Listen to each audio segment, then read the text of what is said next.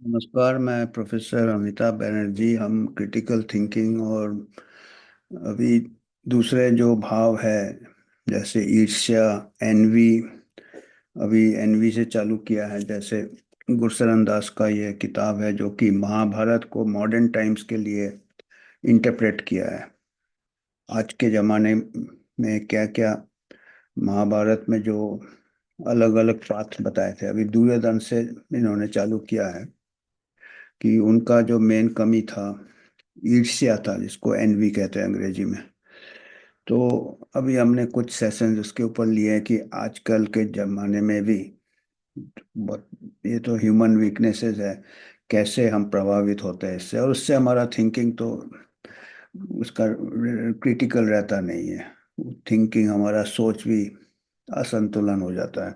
तो आज बात कर रहे हैं वो लार्जर स्केल में, थोड़ा बात कर रहे हैं, बड़े पैमाने में बात कर रहे हैं। आज के जो पोर्शन है हम इनके किताब से पढ़ रहे हैं, वो एक फॉर्म्स ऑफ गवर्नेंस है। जैसे कैपिटलिज्म कम्युनिज्म के बीच में हमेशा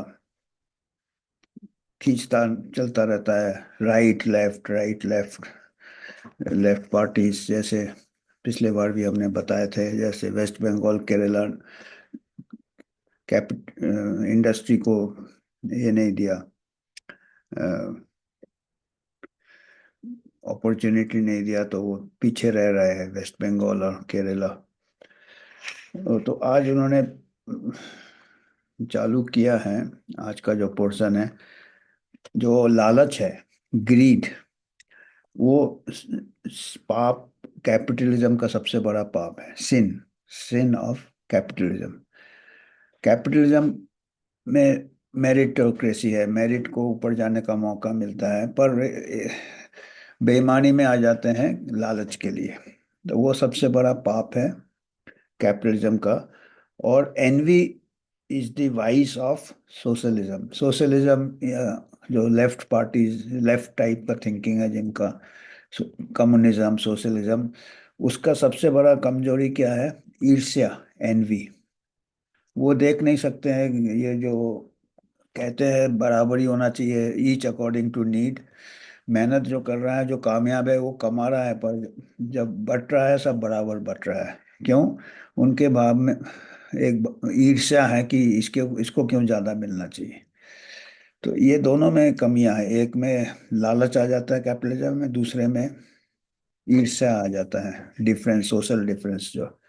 तो महाभारत में भी ये दिए है, interested in the 19th century utopians in the best way to order being, is just as interested 19th century utopians, society को कैसे ऑर्गेनाइज करना चाहिए। यूटोपिया मतलब सब खुश रहे, जो कि यूटोपिया कहते हैं, जो कि एक काल्पनिक ये है, जो कि संभव नहीं होता है।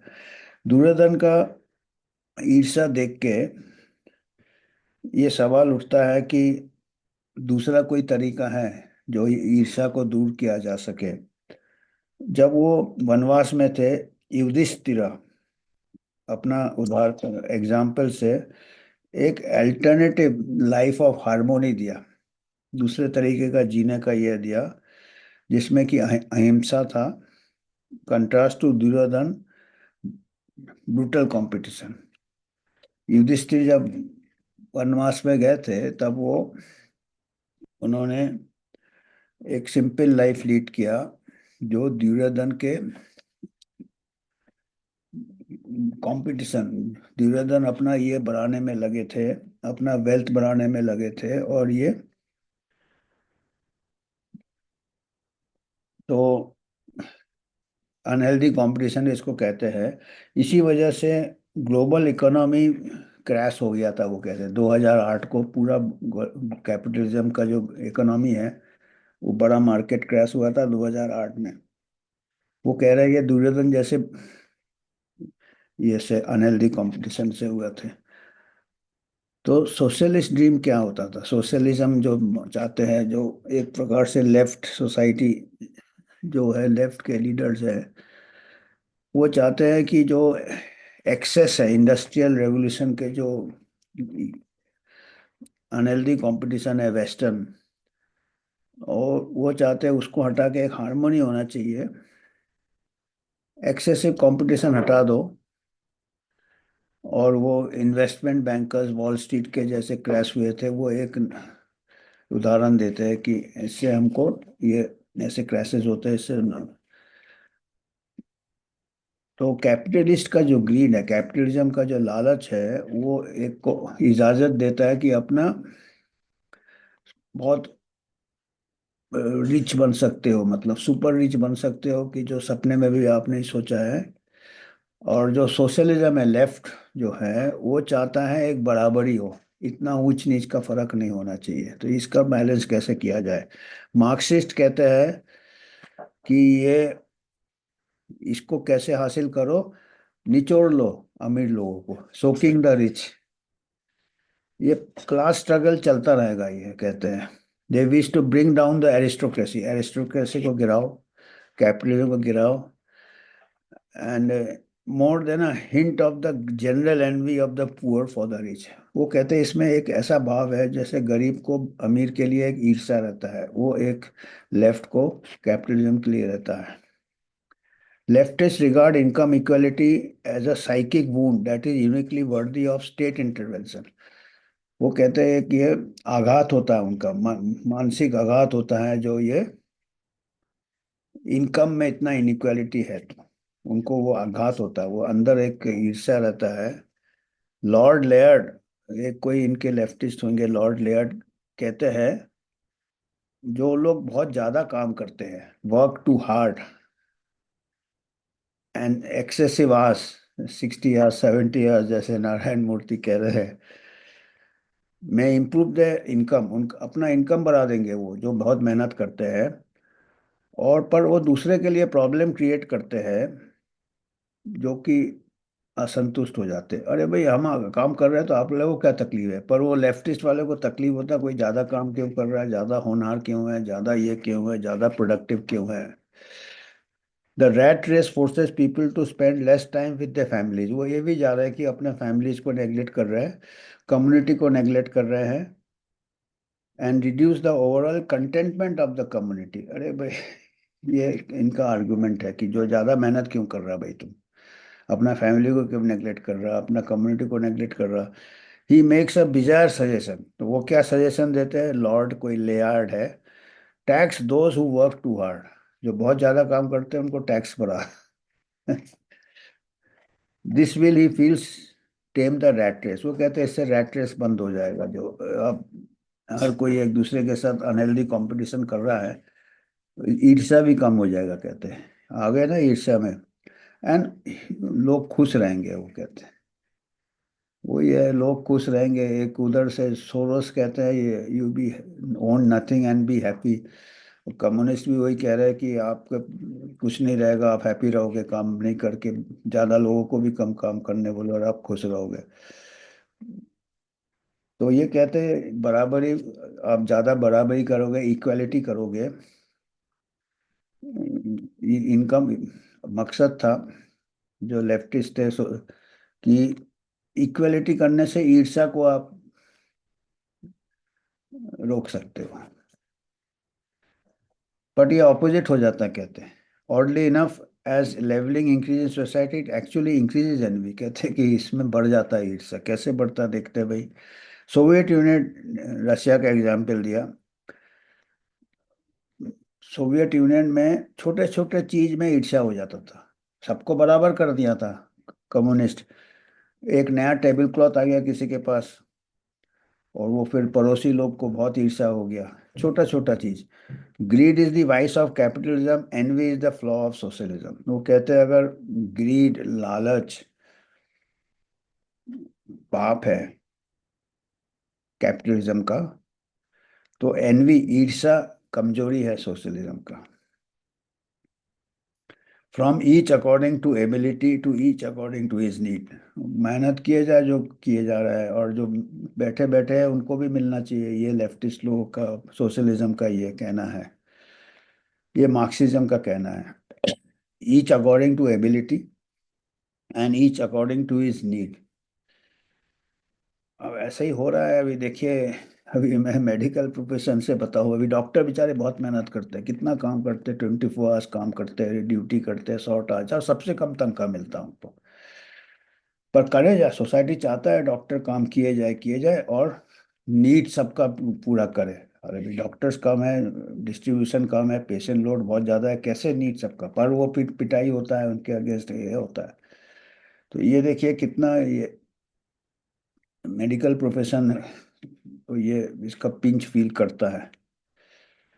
फिर ये फ्रॉम ये मार्क्सिज्म का स्लोगन है, each according to ability and each according to need.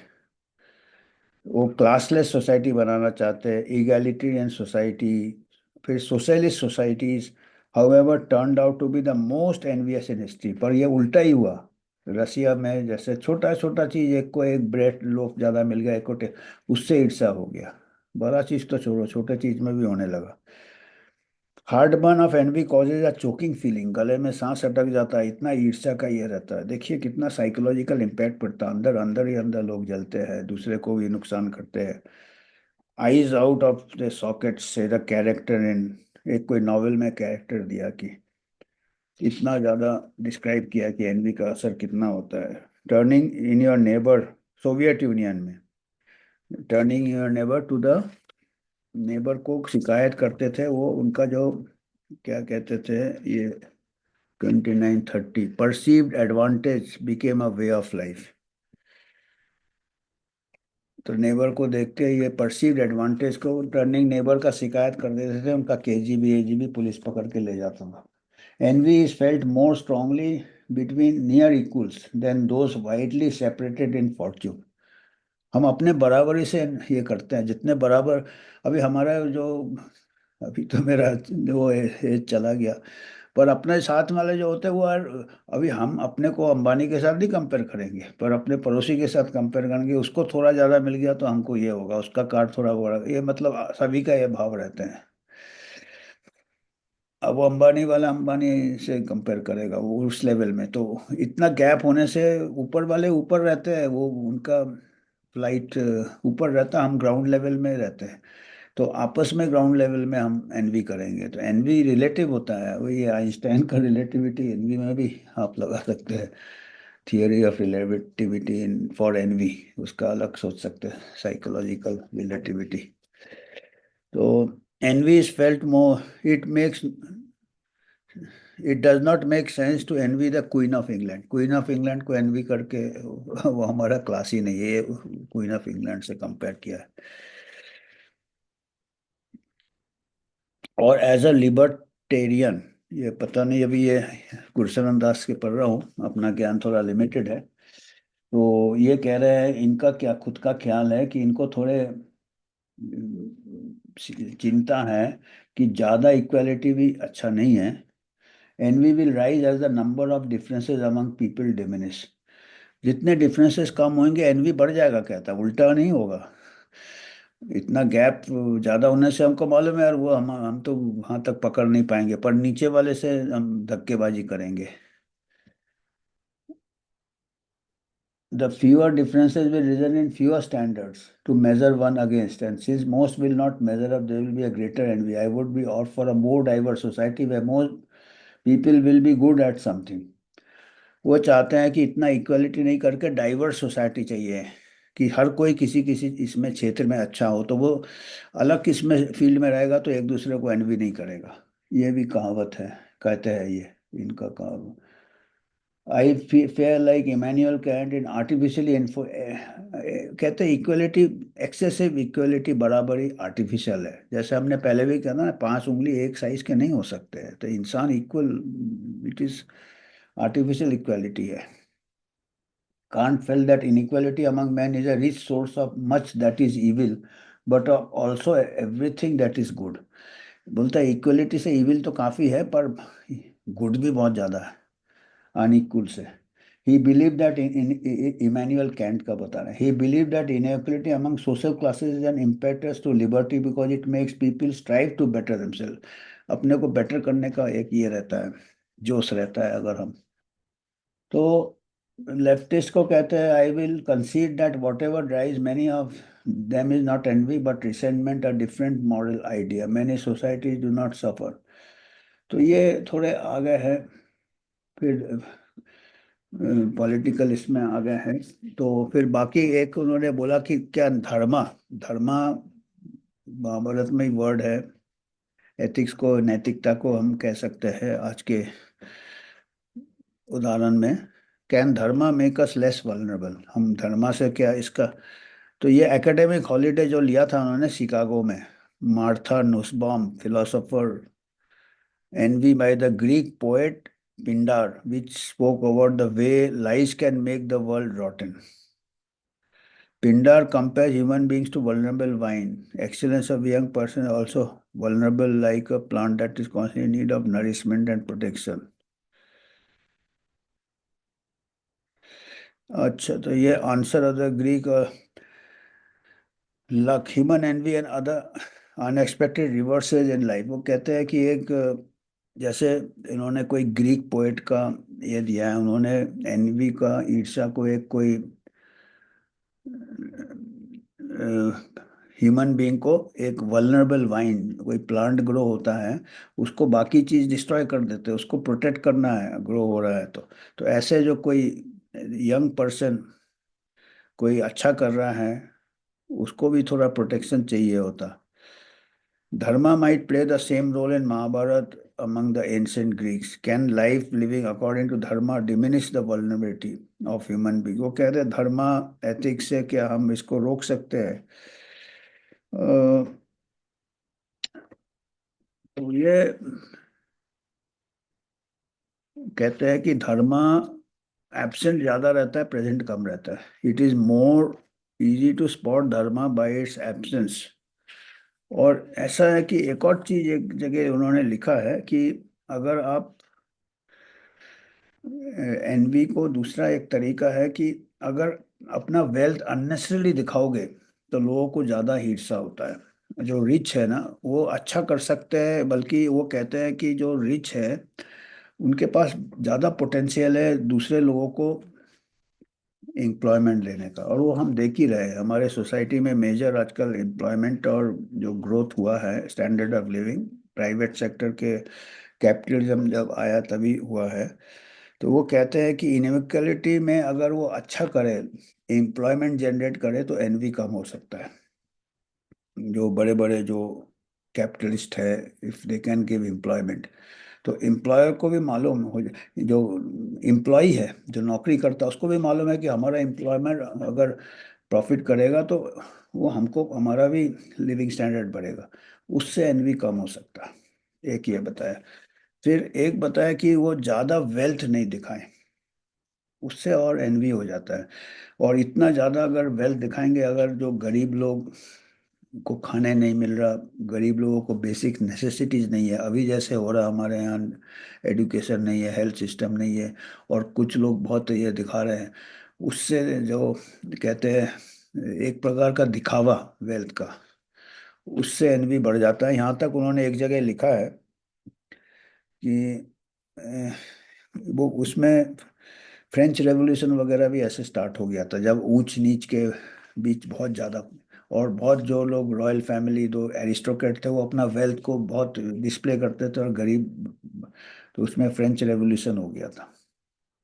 तो ये फ्रेंच रेवोल्यूशन 1789, जैसे वो कहते हैं कि क्वीन ने बोल दिया ब्रेड नहीं है तो क्या केक खाओ, उससे फिर काफ़ी एक प्रकार से ये चालू हो गया था, रिबेलियन चालू हो गया था।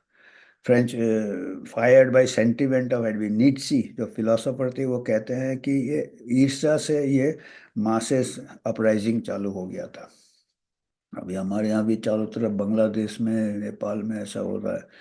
तो ये क्या है कि ये एनवी एक रीजन हो सकता है जब वो बहुत ज़्यादा वेल्थ दिखा रहे हैं। और इन्होंने भी कहा है, जो सत्यम का इन्होंने चालू किया था प्रीफेस में, कि सत्यम का जो स्कैंडल हुआ था, उन्होंने, सत्यम जो राजू थे, जो उन्होंने बहुत ही पैसे का, अकाउंट्स नहीं मिल रहे थे, हेरा फेरी किया था, मिस अप्रूव है, वो कह रहे थे कि उनके एम्प्लॉय से उनका ये हुआ था। एंड वो कह रहे हैं कि वो एम्प्लॉय ने कहा था कि जब पता चला, जो राजू ने 321 जूते थे उनके पास, पेयर ऑफ शूज, 300 बेल्ट थे और बहुत ज़्यादा लग्जरी आइटम्स था। उसके बाद एम्प्लॉय भी थोड़े अगेंस्ट चले गए, ईर्ष्या हो गया। जब तक वो एम्प्लॉय बेनिफिट हो रहा है, जॉब क्रिएट कर रहे हैं, वो इतना नहीं माइंड करते हैं। पर जब इतना वेल्थ मिस अप्रोप्रिएट करके अपने लिए लग्जरी ये दे रहे हैं, रिच आदमी और रिच हुए जा रहा है, गरीब और हुआ है, तो वो उसमें एनवी होता है कि, और वो जब डिस्प्ले करता है अपना वेल्थ। दूसरा है, अगर कोई गरीब ऊपर तक जाता है और अच्छे कपड़े पहनता है, उसमें शायद इतना एनवी नहीं होगा। ये मेरा ये है कि भाई ठीक है, एक चाय वाला जाके इतना अच्छा हो गया कि बहुत अच्छे कपड़े पहन रहा है, तो शायद नहीं होगा, हमारे ही नीचे से गया है, हो सकता है मैं ऐसे कर रहा। पर अगर रॉयल्टी है और रॉयल कर रहा है, जो कि उसका वेल अर्नड नहीं है, इनहेरिटेड है, और दूसरे का एक्सप्लॉयटेशन है या बेईमानी करके और अपना वेल्थ दिखा रहा है, और किसी को नीचे तक वो नहीं हो रहा है, नीचे वाले गरीबी में ये हो रहा है, उसमें शायद ज्यादा ईर्ष्या हो। नीचे से ऊपर जाके कोई एक से एक ये बने, शायद उसमें नहीं होगा कि चलो, उसमें ये भी होगा कि हमारा भी, हम भी कर सकते हैं मेहनत से, वो शायद अपलिफ्ट करे। तो ये सब है इसमें काफी। मैं थोड़े थोड़े मेन पॉइंट्स पढ़ रहा हूँ काफी। आपको तो मालूम है, ये डबल रिफाइंड हो गया एक्चुअली। आपका जो पहला तो ओरिजिनल महाभारत है, वो काफी, उसके लिए ये गुरशरण दास शिकागो गए थे कोई स्कॉलर के अंडर महा, उसके बाद उन्होंने ये किताब लिखा है, तो सिंगल रिफाइन किया।